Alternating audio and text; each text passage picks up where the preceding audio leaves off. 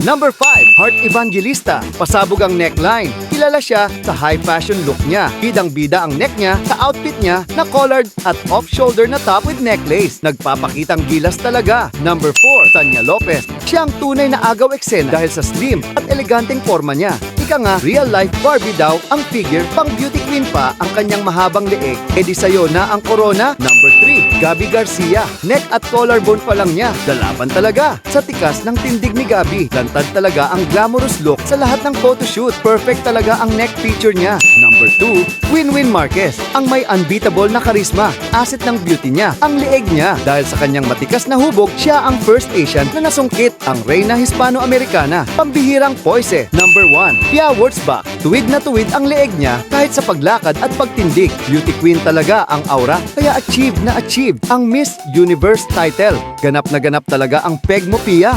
Sino sa kanila ang bet mo ka modern? Comment mo sa baba. Nga pala, may napupusuan ka bang celebrity na gusto mong i-feature? I-comment mo sa baba at kung bitin ka pa, mag-follow ka na para updated ka palagi. Yun lang, maraming salamat sa suporta ka modern.